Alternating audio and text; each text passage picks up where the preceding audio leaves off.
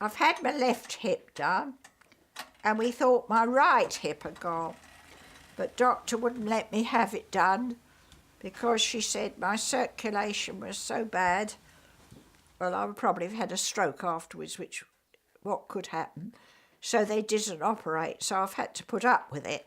Well, now, apart from the hip being bad, I may have a hernia, and my legs are bad, and I've got osteoarthritis. In the night I wake up and I'm in pain. I'm allowed 8 painkillers a day, 6 at night to help me at night. They last about 2 or 3 hours, and then I have to take 2 more. During the day I'm only allowed to take 2 more.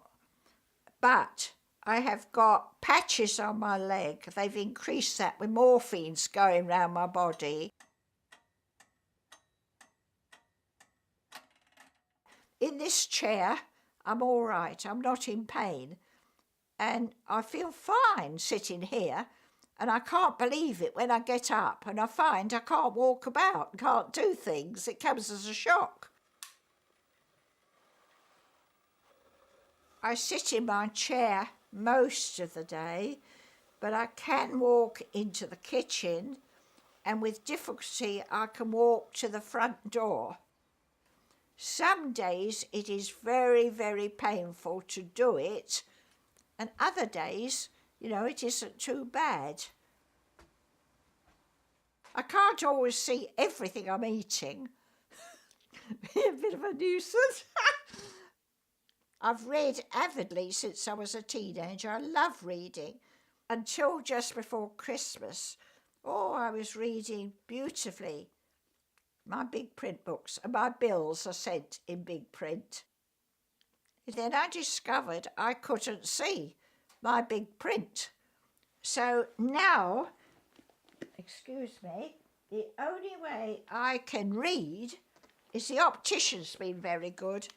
And I've got this from her, and I can read line by line with this. I can read 10 pages, and then I'm tired out, I'm afraid.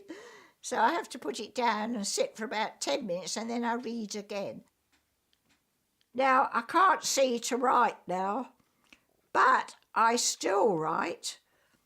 I've got cards by my chair, and if I want to send someone a card, I get it up, feel the edges, and write. And the last 2 cheques I've written, I've found very difficult to write my cheques. I like hearing people, and I suppose I do like sounds, because next door have taken over the house, and I love it when I hear him hammering next door. I don't know if the other neighbours like it, but I like hearing him there. I love flowers. Love flowers. Tulips are good. Daffodils I can see beautifully. Orange and yellow. And when my sister was going to get geraniums, I said, if you get white, light red, can't see dark red, and lilac. And she got me some of each colour.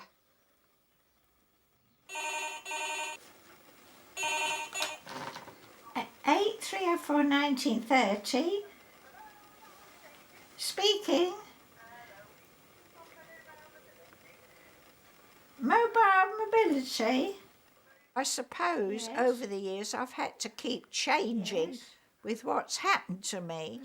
I'm going into a care home for 4 weeks, yes, and things are happening at the moment, but thank you for calling. I won't be here, thank you. Bye-bye.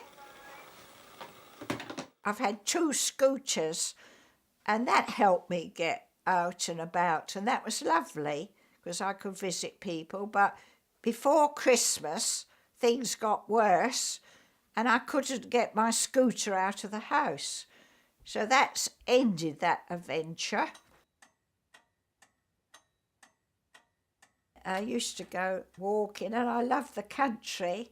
And I must say, I do miss going out. And you see, as happens when you're older, as I'm 90, I mean, some of my friends have gone ahead, and the others are now too aged to push me in my wheelchair. There's one person who's going to take me out in my wheelchair, hopefully in a few weeks' time, but I've only been able to go out in it twice this year, so you've got to get used to the fact that you're more or less confined to the house. Okay, again, Dear, your apple. lovely. Thank you. Okay. I'm gonna just clean. Tell me about your carers. I have 4 now. Anna gets me up. When I come down, the fire's on. The cat's been let out in the garden. The cat's been fed, given her a pill because she's got an overactive gland. All that's done. She gets me up. You know, gets my glass. I have to put my glasses hearing aid in before I can do anything. And washes me and that. Very good. She gives me my breakfast. Now, all that is done amazingly in half an hour. Couldn't have anyone better than Anna. Wonderful. Well, then lunchtime, someone pops up. Then tea time, someone else pops up. And then I have a cooked meal. Then someone comes about 8:15. Now, it seems funny having a hot water bottle now, but if they wrap my nightie round a hot water bottle, it helps my circulation. That's done. The curtains are drawn, water's put there because of all the tablets I've got to take in the night. So the room is left all right. Now, I get myself to bed because I go very late. I go up about 11:45 because I have to get up every 2 hours in the night. It would only mean getting up another time, and it's very painful to get out and get in. Blinking nuisance. So I get myself to bed. I just about manage that, only just now. I'm very fortunate that people visit me a lot. Now, my sister, and of course she's retired now and she's 86, and bless her heart, she comes down every Saturday to make sure I'm all right. She does my shopping every week. If anything happens and she can't come, I've got a lovely friend, Violet, who was sister in hospital, and I've been friendly with her now about 48 years, you see. You still go to the hairdresser, I hear? Yes. Is that right? The cabbie comes to the door because doctor said I could fall any moment. Twice I've fallen, and I've had to use link line, which is wonderful. They've been to the house in 6 minutes to rescue me. And the cabbie comes right to the door, and Em, who does my hair, they know I'm going and what time, and they get me in. They put the chair up, they raise the chair up, they put a special cushion in my back, and because I've got arthritis in my neck, I can't sit in the chair and put my head back as you would. I have to stand, and they know all these things and they cope with me. Sometimes I have to take painkillers halfway through, but I do it, and they give me coffee and biscuits halfway to keep me going. And I do that about every fortnight. And that's very important to you, isn't it? Well, it helps. And also, you see, I've known Em all these years. They're not just anyone sort of thing. They are really friends now. And do you think much about the physical changes in your life? I suppose I just get on and cope.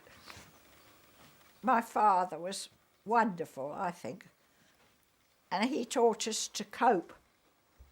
And Mum had this terrific sense of humour that we were taught to make the best of everything.